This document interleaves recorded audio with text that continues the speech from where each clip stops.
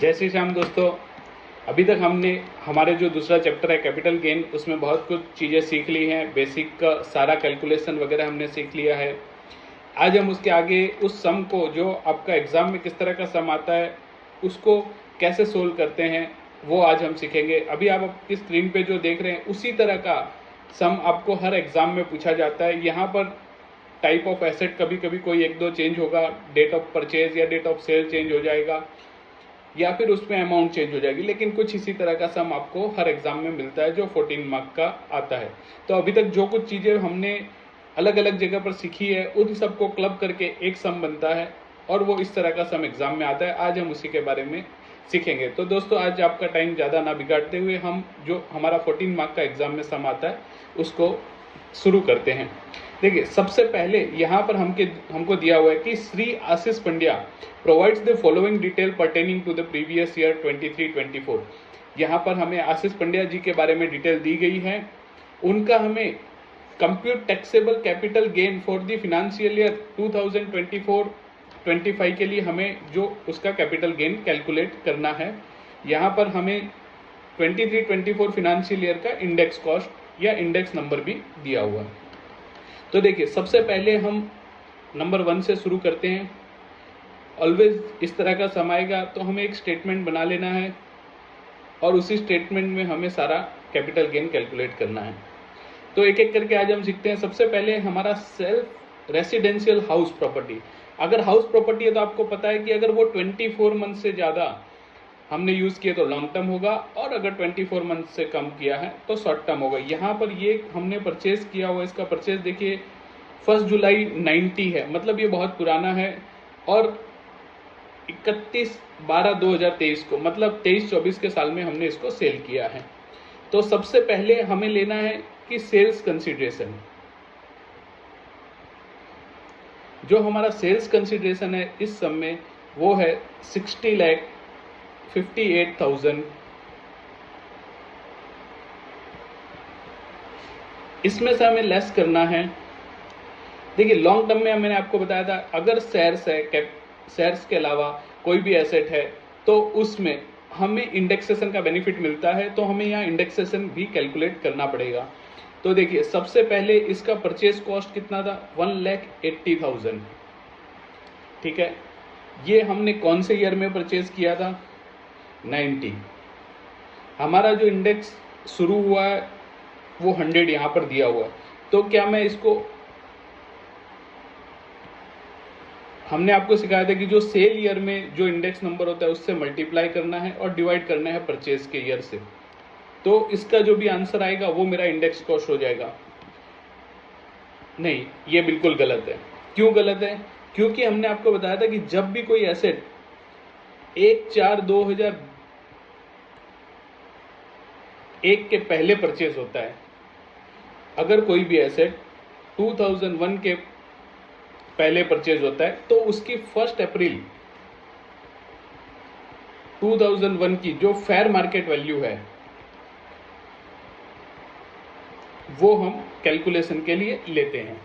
तो यहाँ पर अगर हम 1,80,000 लेकर अगर कैलकुलेशन करेंगे तो वह हमारा गलत हो जाएगा। इसीलिए मैंने आपको यहाँ पर एक काट कर दिखाया कि आप ऐसी गलती बिल्कुल भी ना करें। जब भी हम इस तरह का सम गिनेंगे तो हमें ध्यान रखना है कि ये गलती हमसे ना हो।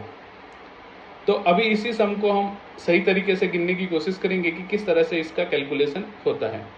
देखिए, यहाँ पर सबसे पहले हमने जो ये सम करने के लिए, हमारी जो ये डेट है ये 1/4/2001 से पुरानी है, तो हमको सम में कहीं ना कहीं पर दिया होगा कि 1 अप्रैल 2001 की इसकी फेयर मार्केट वैल्यू क्या है। तो देखिए, हमको फर्स्ट पॉइंट में दिया हुआ है कि जो हमारी सेल्फ रेसिडेंशियल हाउस प्रॉपर्टी है उसकी 1 अप्रैल 2001 को 16 लाख रुपीस की हमारी जो उसकी फेयर मार्केट वैल्यू थी।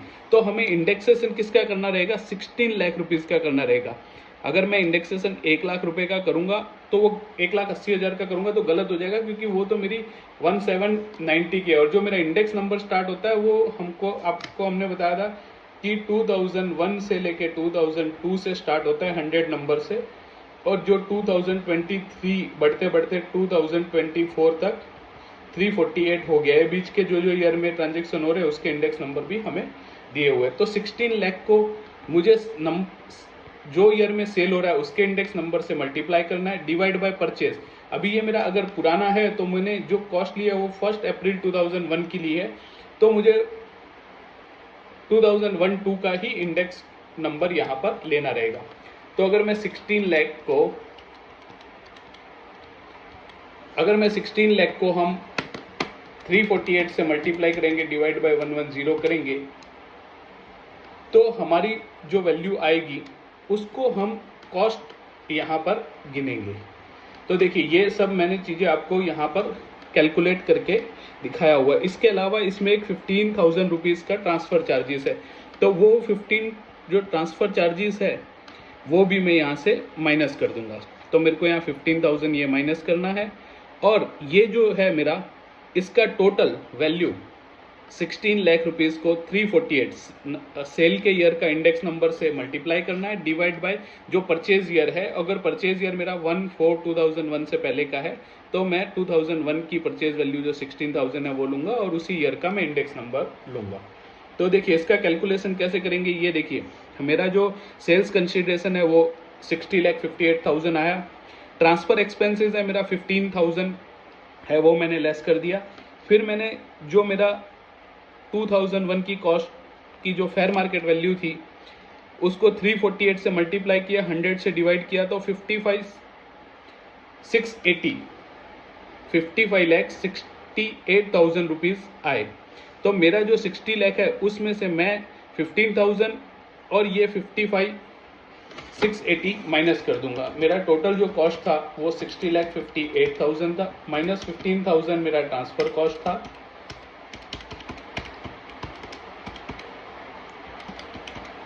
15,000 ट्रांसफ़र कॉस्ट है, और मेरा इंडेक्स कॉस्ट आया तो मेरा 4,75,000 रुपीज़ का ये मेरा आ गया लॉन्ग टर्म कैपिटल गेन।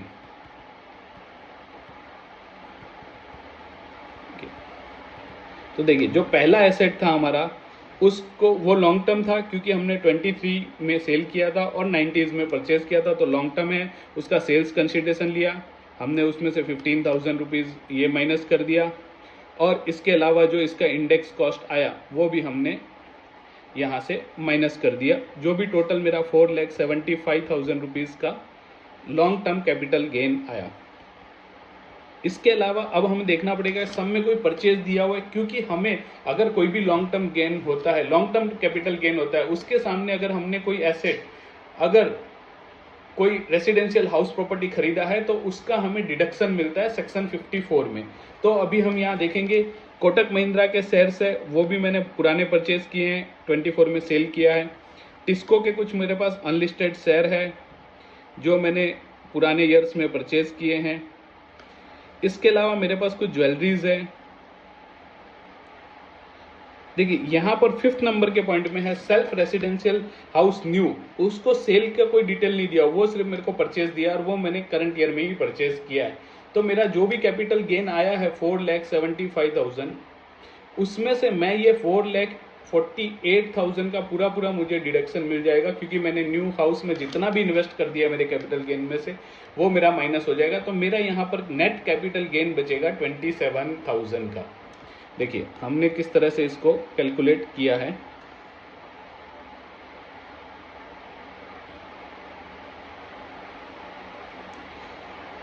ये हमारा 4,75,000 आया, उसमें एग्जाम्पशन अंडर 54 किस चीज़ का, हमने न्यू हाउस परचेज किया उसका एग्जाम्पशन मिला, और ये 475 में से माइनस किया तो मेरा फर्स्ट पॉइंट है उसमें मेरा 27,000 लॉन्ग टर्म कैपिटल गेन आया।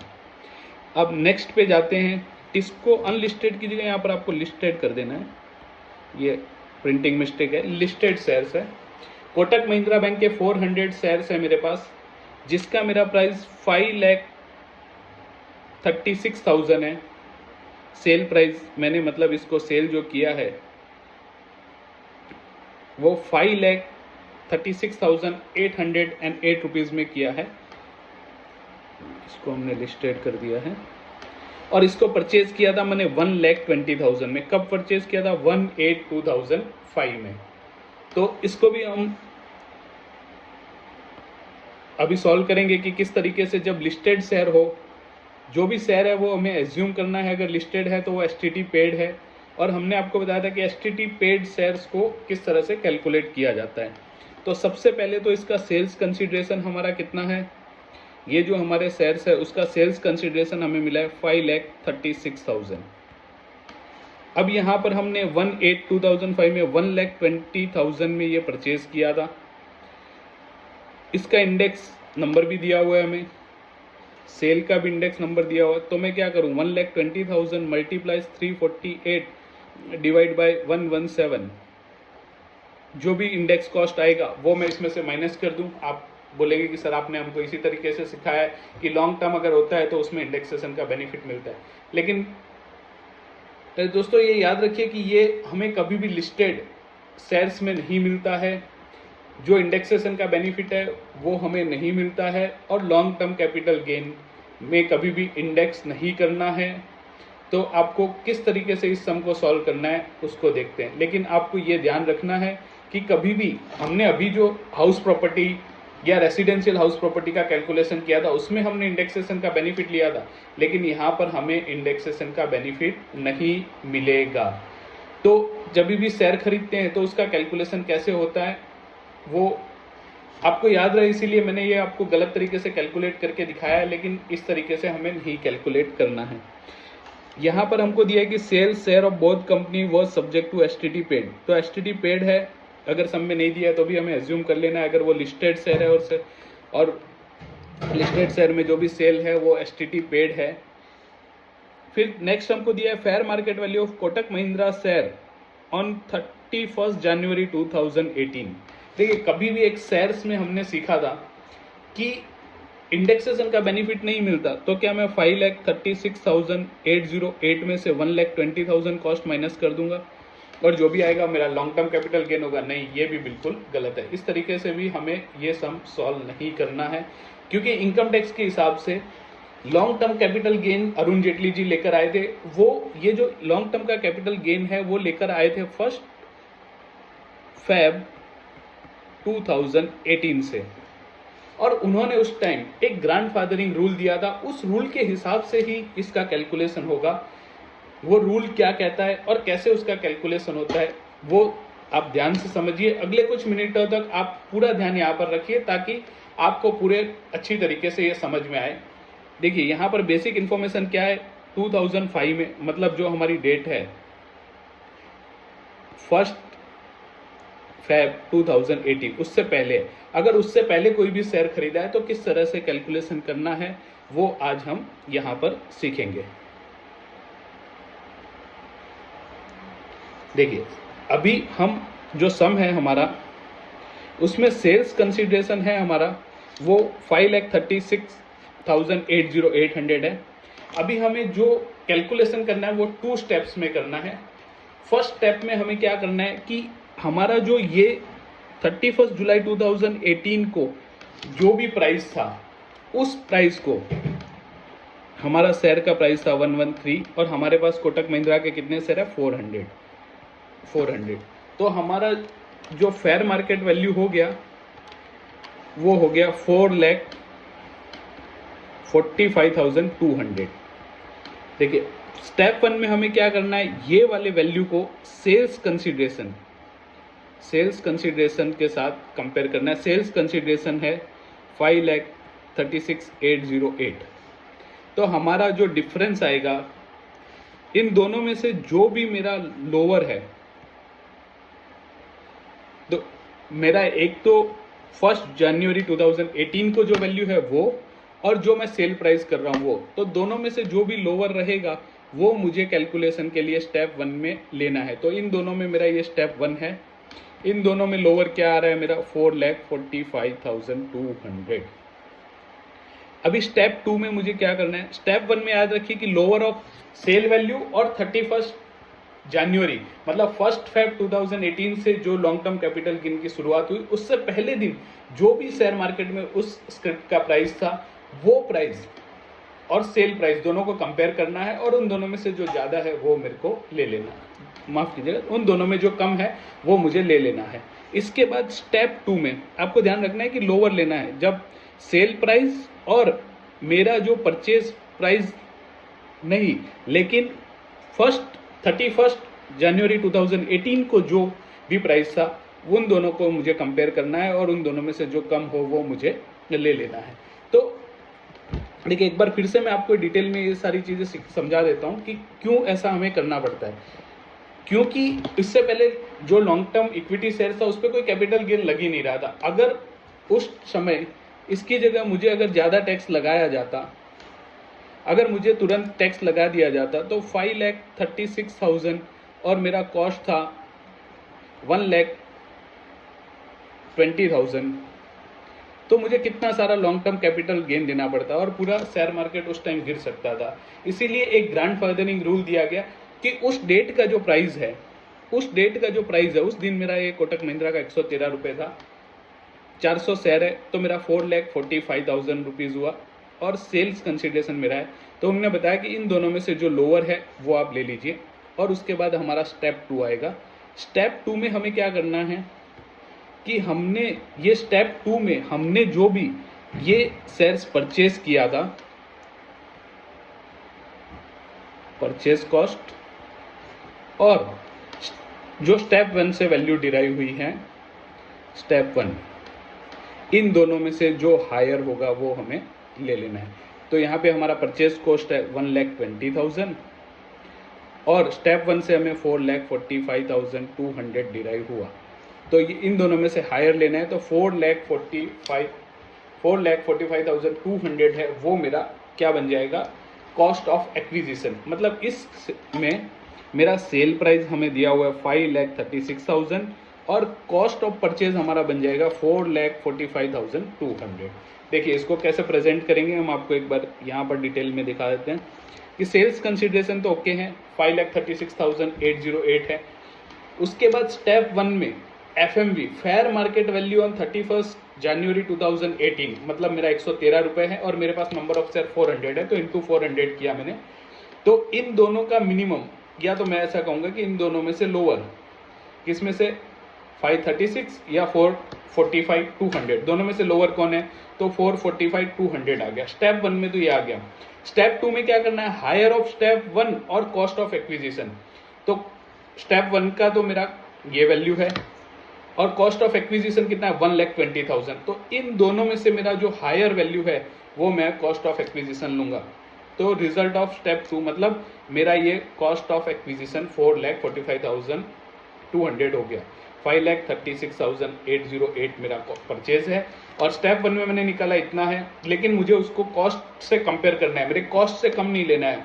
कॉस्ट और जो मेरा ये वैल्यू आया दोनों में से जो ज़्यादा होगा उसी को मेरे को कॉस्ट ऑफ एक्विजिशन लेना है, जो इसमें से माइनस होगा। तो कितना माइनस होगा, 4,45,200 माइनस होगा। तो मेरा लॉन्ग टर्म कैपिटल गेन आ जाएगा 91,608। यहाँ पे मेरा 27,000 आया था, सेकंड में जो क्वेश्चन है उसमें मेरा 91,608 आ गया। अब पॉइंट नंबर 3 की तरफ बढ़ते हैं। पॉइंट नंबर 3 भी आपको डिटेल में समझ में आया, इसीलिए मैंने एक और जो इक्विटी शेयर का कैलकुलेशन के लिए वहाँ पर ले लिया है। ये शेयर भी हमने 1/2/2018 से पहले खरीदा था, इसीलिए इस क्वेश्चन में भी हमको जो हमारी वैल्यू है वो 31 जनवरी 2018 को जो भी वैल्यू है उससे कंपेयर करना पड़ेगा और 2 स्टेप में हमें ये सॉल्व होगा। The fair market value of TISCO share on 31 January was 747.25 पैसा और नंबर ऑफ शेयर्स हमारे पास कितना है 250। तो देखिए सबसे पहले तो हम क्या करेंगे, इसका सेल्स कंसिडरेशन है 2,47,000। देखिए ये सम अलग तरीके का है इसीलिए मैंने लिया है, तो आपको ध्यान से देखना है। इसमें हमारा ये जो प्राइस है 2,20,000 मैंने परचेज किया है, तो इसका फेयर मार्केट वैल्यू से कंपेयर करके हम लोग देखते हैं। देखिए सेल्स कंसिडरेशन है वो टिस्को का मेरा 250 शेयर का 2,47,000 का है, वो मेरे को क्वेश्चन में दिया हुआ है।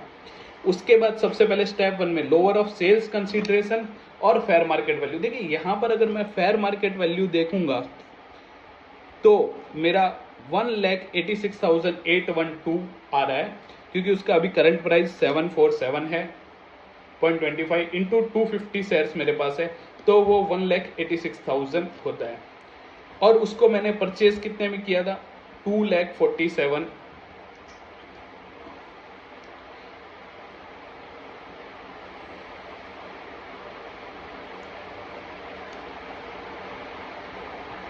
देखो, इसको मैंने सेल किया 2,47,000 में। तो पिछले सम की तरह मैंने जो सेल किया हुआ है वो 2,47,000 में किया है, और 247 और जो मेरा फेयर मार्केट वैल्यू है 186, इन दोनों में से जो कम है वो मैं लूंगा। तो मेरा कम आ रहा है 1,86,812 रुपीज़। नेक्स्ट स्टेप 2 में मुझे क्या लेना है, हायर ऑफ स्टेप 1 और कॉस्ट ऑफ एक्विजिशन। पिछले सम में हायर मेरा कॉस्ट ऑफ एक्विजिशन कम था और स्टेप 1 का वैल्यू ज़्यादा था, तो मैंने स्टेप 1 का वैल्यू लिया। लेकिन यहाँ पर उल्टा हो रहा है कि मेरा स्टेप 1 का वैल्यू तो 1,86,000 है, लेकिन मैंने उसको परचेज तो 2,20,000 में किया था, तो मुझे यहाँ पर 2,20,000 लेना पड़ेगा, क्योंकि मुझे हायर ऑफ 186,812 मतलब स्टेप 1 का वैल्यू और जो मैंने ये परचेज किया है उसमें से जो हायर है वो लेना पड़ेगा। तो मेरा 2,20,000 मेरे को लेना पड़ेगा। मेरा यहाँ पर सेल्स कंसिडरेशन है 2,47,000 और जो मैंने इसको परचेज किया है, जो कॉस्ट मैंने स्टेप 1 और स्टेप 2 से निकाला है वो 2,20,000 है। तो इसी तरह से ये जो मेरा कैपिटल गेन आएगा 1,47,000 माइनस 2,20,000 तो 27,000 आएगा। तो देखिए पहले सम में स्टेप 1 में जो वैल्यू आया था उसको हमने कंपेयर किया था कॉस्ट से, पर वहाँ कॉस्ट मेरा बहुत कम था, तो मेरे को इन दोनों में से हायर लेना है, तो मैंने स्टेप 1 का वैल्यू लिया।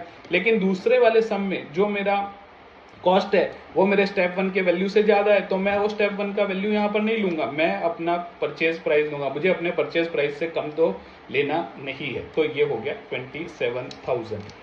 इसी क्वेश्चन में हमारा जो लास्ट क्वेश्चन है वो है ज्वेलरीज के बारे में। ज्वेलरी का आपको पता है कि अगर 36 मंथ या उससे ज़्यादा मैं ज्वेलरी रखता हूँ तो वो मेरा लॉन्ग टर्म रहेगा, अदरवाइज वो शॉर्ट टर्म रहेगा। यहाँ मैंने 2005 में परचेज किया है और 31/3/2024 को सेल किया हुआ है, तो इसी तरीके से ये मेरा लॉन्ग टर्म हो गया। लेकिन ये शेयर्स नहीं है, तो मुझे यहाँ इंडेक्सेशन का बेनिफिट मिलेगा।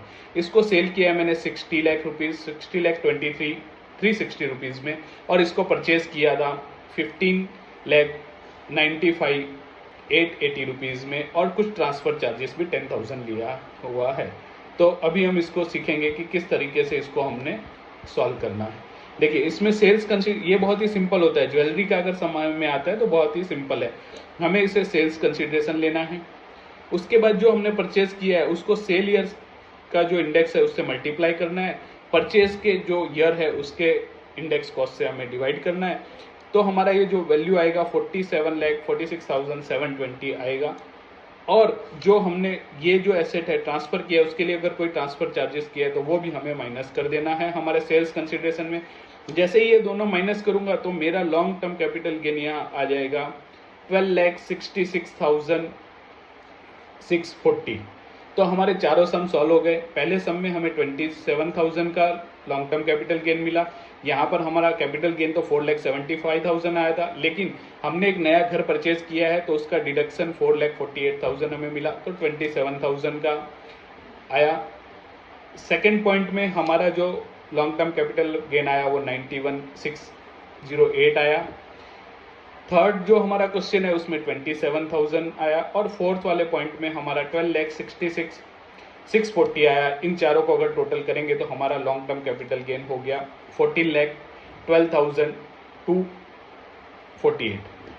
तो इसी तरीके का सम दोस्तों एग्जाम में आता है, जिसमें आपको एक रेसिडेंशियल प्रॉपर्टी दिया होता है, एक शेयर से रिलेटेड होता है, कभी ज्वेलरी से रिलेटेड होता है, या इसके अलावा एक दो ये एसेट चेंज की जाती हैं, डेट चेंज होगी, अमाउंट चेंज होगी, लेकिन कुछ इसी तरह का सम आएगा।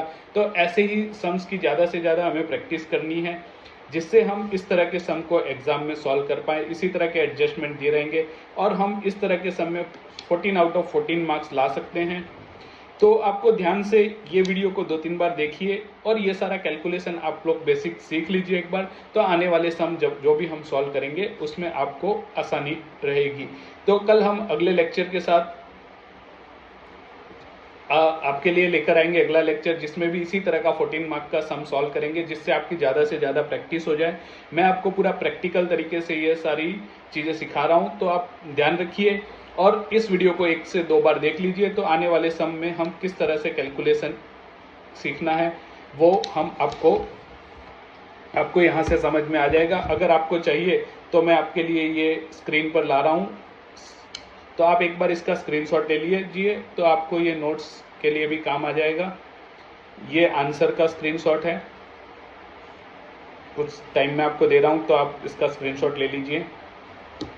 और ये क्वेश्चन का भी आपको अगर स्क्रीनशॉट लेना है तो क्वेश्चन का भी स्क्रीनशॉट ले लीजिए। इसमें एक करेक्शन है, इक्विटी शेयर में हमें सिर्फ अनलिस्टेड की जगह लिस्टेड कर देना है।